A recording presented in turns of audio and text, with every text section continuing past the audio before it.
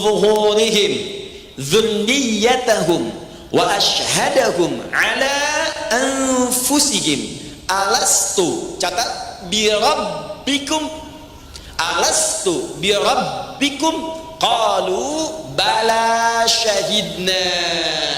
Cukup sebentar sampai di sini. Qalu bala syahidna. Saya akan berikan penekanan pada kalimat yang penting di ayat ini. Saya coba tuliskan, hapus sejenak. Bismillah.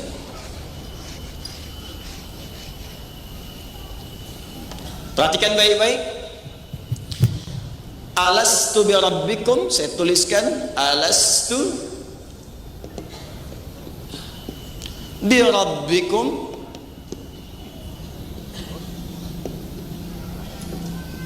Saya galisi. Kemudian dijawab oleh kita semua, qalu bala syahidna.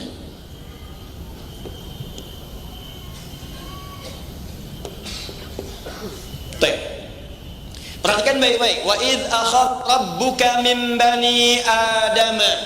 Dan ingatlah ingat baik-baik di ilmu nahwu, ilmu gramatikal bahasa Arab, iz itu tidak hanya menunjuk sesuatu yang diingat, tapi juga menunjukkan yang dipelajari, dipahami, didalami. Kalau Allah mengatakan wa'id, itu artinya dan ingatlah, pelajarilah, pahamilah, dalamilah. Akhadha rabbuka min bani Adam. Ketika Allah subhanahu wa ta'ala menetapkan, mengambil perjanjian dari semua anak cucu Adam sebelum terlahir ke muka bumi. Awas, hati-hati.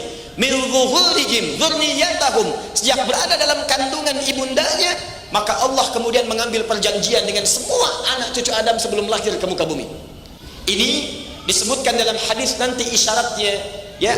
Anda paling mudah dapatkan di An-Nawawi, hadis Al-Arba'in Imam An-Nawawi ya rahimahullah, hadis nomor yang keempat ya, dari Abdullah bin Mas'ud radhiyallahu taala anhu. Dalam usia kandungan 4 bulan, saat roh itu ditiupkan, maka terjadilah kemudian perjanjian ini. Kalau kita bacakan hadisnya ya, an Abi Abdurrahman Abdullah bin Mas'ud radhiyallahu taala anhu. Ya, hadis diriwayatkan oleh sahabat Abdullah bin Mas'ud, semoga Allah meridai kepada beliau.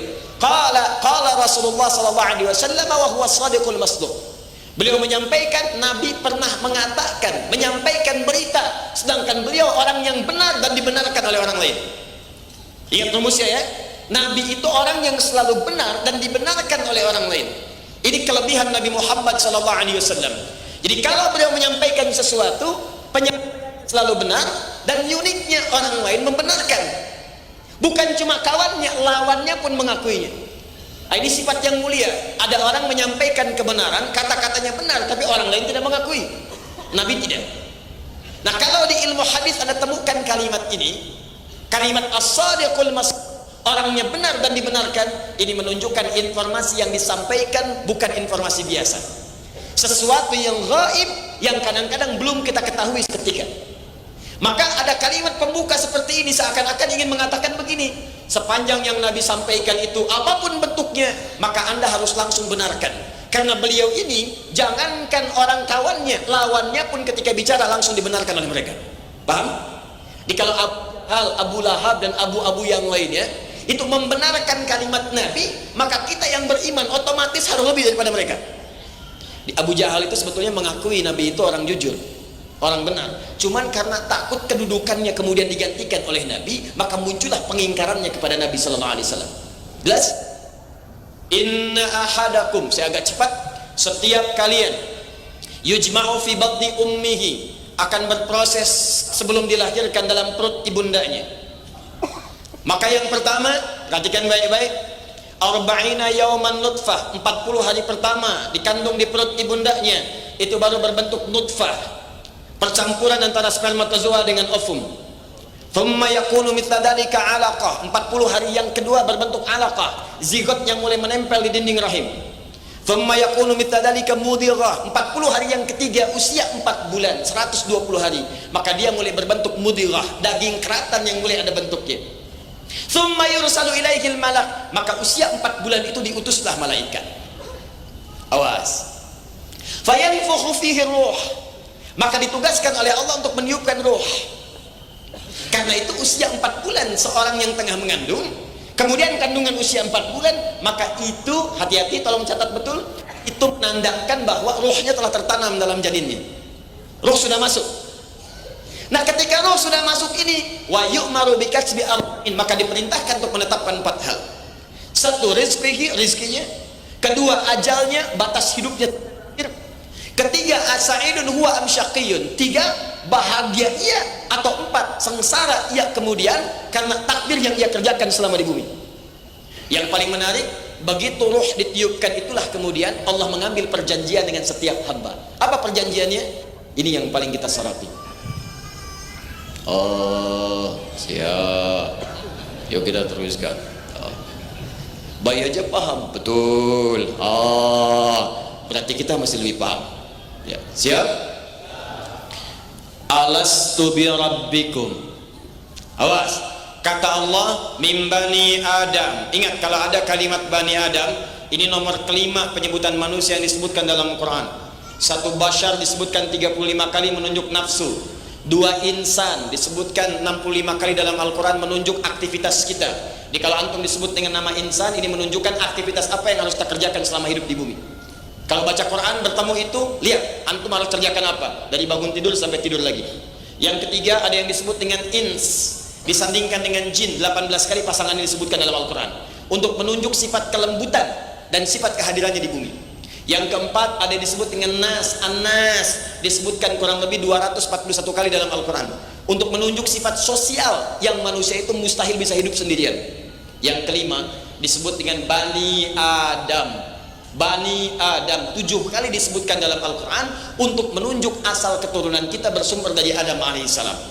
Jadi kalau disebutkan Bani Adam, itu artinya semua manusia dari sejak Adam turun ke bumi melahirkan keturunan sampai keturunan terakhir di bumi. Artinya apa? Semua yang namanya manusia, anak cucu Adam sampai kehidupan berakhir akan mengalami proses ini. Apa proses yang dimaksudkan? Alastu bi rabbikum, kata Allah, saya akan mengambil perjanjian dengan kalian pada saat ini. Apakah kalian siap menjadikan saya sebagai Rabb kalian? Kenapa Allah tidak mengatakan alastu bi ilahikum, al-manik, alastu bi rahimikum, alastu bi malikikum? Dipilih di ayat ini menggunakan kalimat alastu bi rabbikum. Ini rahasia terbesarnya sebelum kepada pembahasan. Teman-teman, kata Rabb itu terambil dari satu sifat yang disebut dengan rububiyah. Rabba, ya Rabbu, tarbiyatan wa rububiyatan. Tidak disebutkan dalam bahasa Arab sifat yang terkait dengan nama rububiyah kecuali mencakup semua jenis perhatian yang mungkin diberikan. Jadi kalau misalnya ada yang sakit disembuhkan, masuk sifat rububiyah. Ada yang susah dimudahkan, ada yang butuh diberikan, ada yang ingin disampaikan. Di semua apa yang dibutuhkan dipenuhi. Maka itu yang disebut dengan sifat rububiyah. Kalau sifatnya terbatas dengan batasan tertentu, bisa ngasih sekarang, nanti belum tentu. Misal orang tua saat Anda sekolah dicarikan kemudian biayanya, diberikan kemudian kebutuhannya, tapi begitu wafat hilang semua pemberiannya. Pemberian sifat rububiyah yang terbatas keadaannya, terbatas waktunya, maka sosok yang memberikan itu disebut, saya ulang, sosok yang memberikan disebut dengan murabbi. Murabbi itu orang yang memberikan perhatian pada orang yang dirawatnya, tapi perhatiannya sifatnya terbatas karena tidak bisa memberikan yang sifatnya abadi. Jadi bisa dibatasi dengan waktu, dengan keadaan, dengan batas hidup dan lain sebagainya. Maka dia disebut dengan apa namanya? Tapi kalau sifat perhatian itu tidak punya batas dan cepat diberikannya. Begitu minta, kasih. Butuh, diberi. Sulit, mudah. Ingin, diberikan. Maka rubah kalimatnya kemudian menjadi Rabbun. Rabb. Di sejak kita dalam kandungan ibunda kita, usia 4 bulan, ruh sudah masuk, Allah menyampaikan tawaran kepada kita untuk berkomitmen kepada Allah. Perhatikan kalimatnya. Alastu bi rabbikum, kata Allah, hei, apakah kamu siap menjadikan saya sebagai Tuhan yang kamu sembah, dan dengan itu saya akan penuhi semua kebutuhan. Kalau kamu minta, saya kamu sakit, saya sembuhkan. Kamu butuh, saya anugerahkan. Kamu ingin, saya persembahkan. Kamu ingin rezeki, saya tampilkan. Kamu sakit, saya sembuhkan. Kamu salah, saya maafkan. Kamu dosa, saya ampuni. Saya mau tanya nih pada antum semua ya, maaf sekali, ada yang menawarkan kepada antum, mau nggak antum ikut saya? Nanti semua biaya saya tanggung. Kalau pengen haji, saya berikan. Kalau pengen umrah, saya fasilitasi. Pengen nikah, saya fasilitasi. Pilih perempuan paling cantik di muka bumi, saya fasilitasi sepanjang dia mau menikah dengan kamu, ya kan? Bisa gitu kan? Kadang-kadang ada yang begitu, ya. Khutbah nikah, khatibnya siap, tempatnya ready, maharnya oke, saksi siap, cuman calon belum ada. Semua kamu akan saya permudah. Kira-kira, maaf, ketika ditawarkan demikian, antum jawabannya apa? Menerima atau tidak? Terima. Menerimanya penuh dengan pertimbangan atau segera diterima tanpa alasan? Segera diterima. Baik, siap, saya terima. Maka dalam bahasa Arab, jika antum menerima sesuatu tanpa pertimbangan apapun lagi karena kenikmatannya, maka kalimatnya menggunakan kata bala. Bala. Awas, cuman sekali, bukan bala-bala, bala. Kalau antum sebutkan iya tapi masih mikir, iya enggak ya? Iya tapi masih ada pertimbangan.